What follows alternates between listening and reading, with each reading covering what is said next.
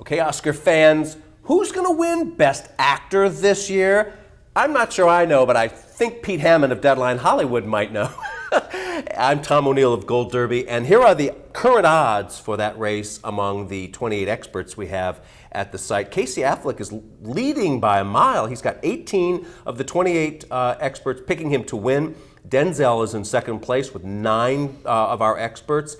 And then you've got other contenders for nominations, including Ryan Gosling, Joel Edgerton, Tom Hanks, Andrew Garfield, even Viggo Mortensen for Captain Fantastic, and Michael Keaton for The Founder.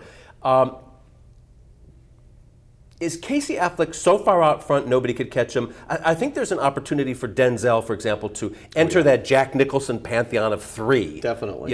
Yeah, no question. I think Casey Affleck, well, you look at what's happened in the early awards, where it's Casey Affleck, Casey Affleck, Casey Affleck.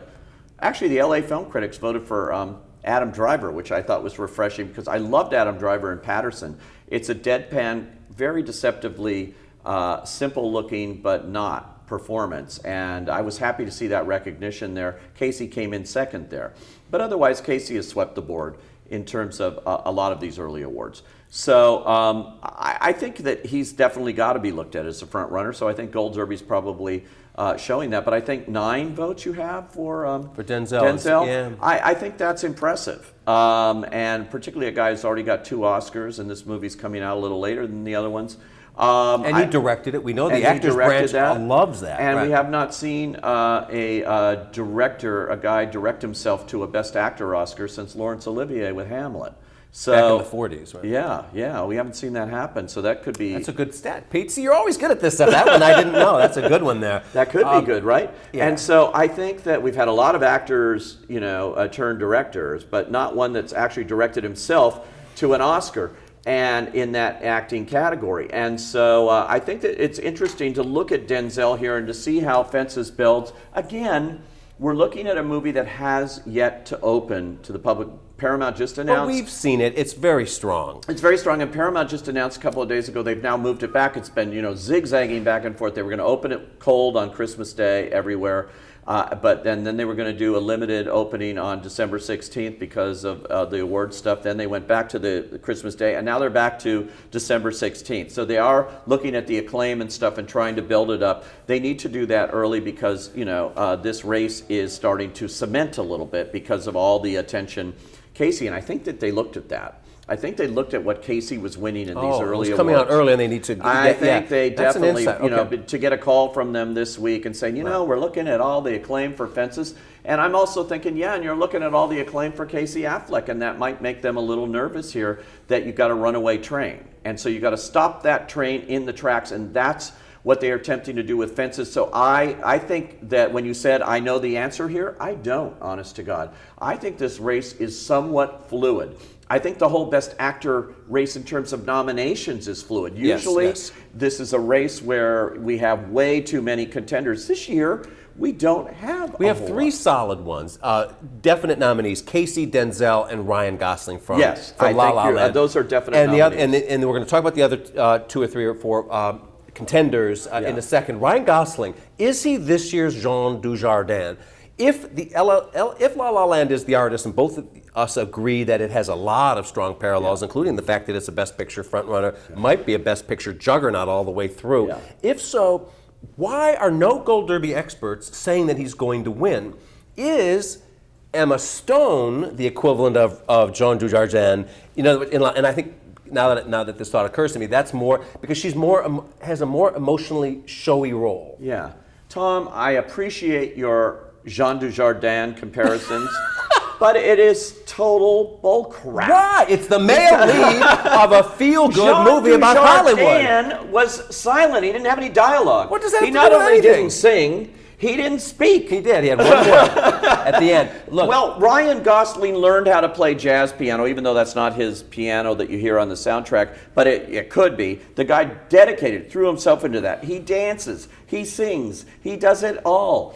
And I think it's surprising to people who don't know that Ryan Gosling was on the Mickey Mouse Club and did all this stuff every day with Britney Spears and Christina Aguilera and Justin Timberlake. They're looking at a guy they think they knew, and they're seeing this talent, and that's where you make the difference here. That's where you make the comparison is not so much Jean Dujardin though here. It is somewhere else, I think, in terms of this movie. It's exactly the parallel, except Ryan's not out front like Jean did. And ended up winning there. Well, I don't think Jean Dujardin was out front at all. He wasn't early on. George Clooney was for The Descendants, and I think a lot of people looked at George Clooney there as the one, and I think George Clooney looked at George Clooney as that, and then Jean Dujardin comes along on the wave of the artist. So now I understand what you're talking about. There is, can La La Land, if it's going to be a juggernaut, sweep in both actors when in fact in fact they're not the front runners. I would not compare it to the artist as much as I would compare it to Walk the Line, which was the Johnny Cash, June Carter Cash. Johnny Cash, you think the showier role, Joaquin Phoenix, they're nominated, but also Reese Witherspoon in the less competitive category came in and won, and she's the winner there of those two actors. Well, is it going to be Emma Stone in the more competitive category, Best Actress? Or could Ryan Gosling sneak in the less competitive category of Best Actor? He'll be nominated, but he can sneak in terms of win. He could. It's very possible. Absolutely. I mean, let's throw this out because we've got to keep this thing going for another 3 months. But it's also realistically possible. There's such extraordinary love for the movie. It could carry him along in the same way that Jean Dujardin would not have won without the artist winning. Yeah, I think it's interesting though with all three of these top. I agree with you. I think and it's shocking to me that when we talk about the Best Actor race, that we can only really name three as that we bet money on that will get in as a nomination. Well, you and I are betting on Tom Hanks getting in, which is we've been burned too many times recently. Yes, 3 times he was considered to be a shoo-in to be nominated, from Saving Mr. Banks to help me with the other ones. Saving Mr. Banks was in supporting as Walt Disney. Captain Phillips, and then last year, as you might recall, my very favorite movie of the year, Bridge of Spies. He was brilliant, but he was understated in that. He was understated in Captain Phillips. If you look at he cries, he boo-hoos. If you look at his Phillips. Supporting actors there, what movie did you see? Nominated in Captain Phillips was Bakar, Abdi.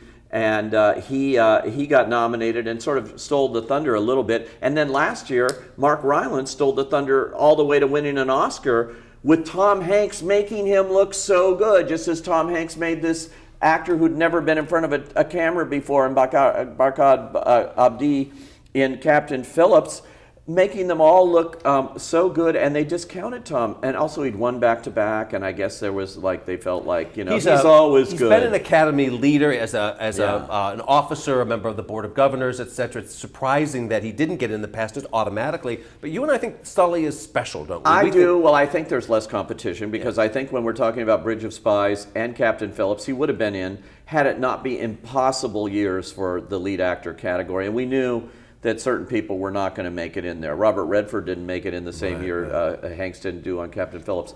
The interesting thing here is that he, again, is very subtle.